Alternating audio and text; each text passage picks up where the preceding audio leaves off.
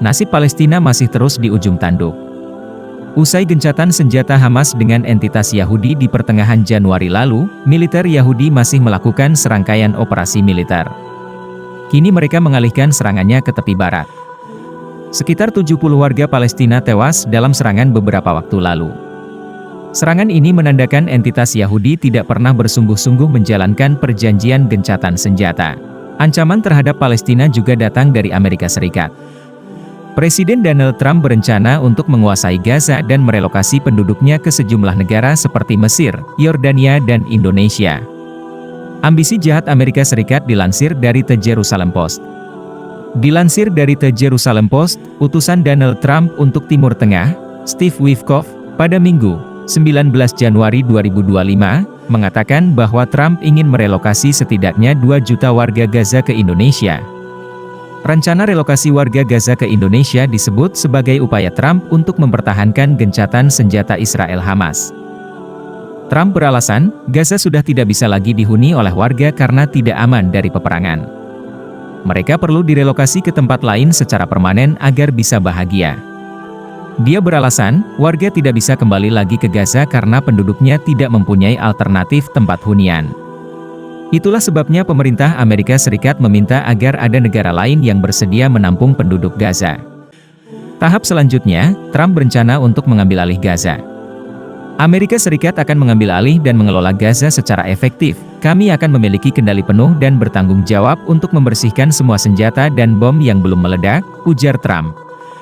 Dia berfantasi bahwa Gaza akan menjadi kawasan hunian dan wisata untuk semua orang di dunia. Presiden Amerika Serikat ke-47 ini juga mengancam, neraka akan pecah di Gaza jika Hamas tidak segera membebaskan seluruh tawanan entitas Yahudi sebelum Sabtu, 15 Februari. Ia juga mendesak agar entitas Yahudi membatalkan gencatan senjata. Sebenarnya ambisi jahat Amerika Serikat dan Trump untuk mencaplok wilayah Palestina sudah berlangsung sejak pertama kali dia menjadi Presiden Amerika Serikat pada periode 2017-2021. Saat itu Donald Trump secara tegas mendukung agar Yerusalem menjadi ibu kota negara Yahudi, lalu untuk memberikan tekanan penduduk Palestina, Amerika Serikat memotong semua pendanaan untuk Badan Pengungsi Palestina PBB, United Nations Relief and Works Agency for Palestine Refugees in the Near East pada 2018. Kemudian pada tahun 2019, Trump membalikkan kebijakan Amerika Serikat selama puluhan tahun dan mengatakan bahwa dataran tinggi Golan yang diduduki adalah wilayah Israel. Melalui Menteri Luar Negerinya, Amerika dengan keras menyatakan bahwa pendirian pemukiman sipil Israel di tepi barat tidak bertentangan dengan hukum internasional. Begitulah Amerika di bawah kepemimpinan presiden mereka, terutama Donald Trump.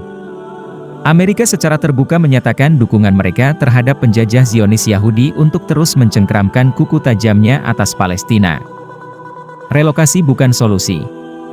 Oleh sebab itu, rencana relokasi penduduk Gaza adalah makar berbahaya yang wajib ditentang. Pandangan sebagian Muslim bahwa penduduk Gaza memang wajib berhijrah dari negerinya karena teraniaya juga pendapat yang batil. Pendapat ini justru mendorong pencaplokan wilayah Palestina lebih luas lagi. Sesungguhnya Allah Subhanahu wa Ta'ala telah mengizinkan kaum Muslim untuk berperang mempertahankan diri, harta dan negeri mereka dari serangan musuh. Allah Subhanahu wa Ta'ala berfirman, أذن للذين يقاتلون بأنهم ظلموا وإن الله على نصرهم لقدير. Setelah turun ayat-ayat jihad, kaum muslim diperintahkan untuk memerangi musuh-musuh mereka yang hendak menyerang dan merampas tanah air mereka. Kaum muslim pun diperintahkan untuk mengusir musuh-musuh mereka itu sebagaimana mereka mengusir kaum muslim. Allah Subhanahu wa Ta'ala berfirman, perangilah mereka di mana saja kalian jumpai mereka dan usirlah mereka dari tempat mereka telah mengusir kalian. Al-Quran Surah Al-Baqarah, 191. Perintah berjihad untuk mengusir penjajah bukan saja berlaku bagi penduduk yang terjajah, tetapi juga bisa meluas kepada kaum muslim di sekitarnya. Syekh Said bin Ali Waf Al-Kahtani dalam kitab Al-Jihad fi Sabilillah menjelaskan, jika musuh telah memasuki salah satu negeri kaum muslim maka fardu ain atas penduduk negeri tersebut untuk memerangi musuh dan mengusir mereka. Juga wajib atas kaum muslim lain untuk menolong negeri itu jika penduduknya tidak mampu mengusir musuh. Hal itu dimulai dari yang terdekat, kemudian yang terdekat. Kitab Al-Qahtani, Al-Jihad fi Sabilillah Ta'ala, halaman 7, Maktabah Syamilah. Tanah Palestina adalah tanah air kaum muslim sejak era Khilafah Umar bin Khattab radhiyallahu anhu. Haram membiarkan tanah ini dicengkeram oleh penjajah Zionis Yahudi. Merelokasi pengungsi Palestina ke negeri-negeri lain adalah tindakan yang haram.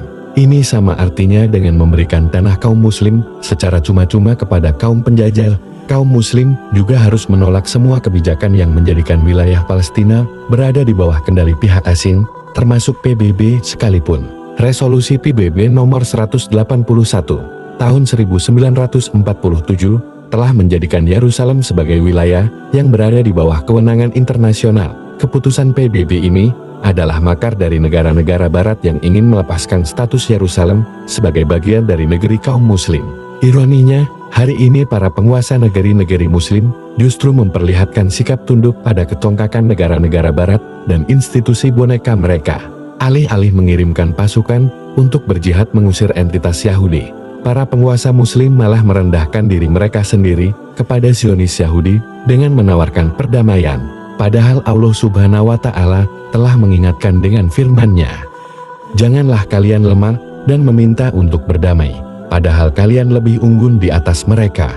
Allah pun bersama kalian dan Dia sekali-kali tidak akan mengurangi pahala amal-amal kalian." Al-Quran Surah Muhammad 35. Dukungan Trump terhadap Zionis Yahudi seharusnya menjadi pelajaran bahwa umat membutuhkan kekuatan besar untuk menjaga dan melindungi mereka. Umat tidak membutuhkan para penguasa boneka yang hanya beretorika, tetapi kosong dari tindakan nyata. Jelas, umat memang membutuhkan khilafah yang dipimpin seorang khalifah. Khalifah inilah pemimpin kaum muslim sedunia yang akan menjadi junam atau perisai untuk melindungi mereka. Rasulullah telah bersabda, "Imam atau khalifah adalah perisai di belakang dia kaum muslim berperang dan berlindung." Hadis riwayat Al-Bukhari Muslim. Wallahu a'lam bishawab.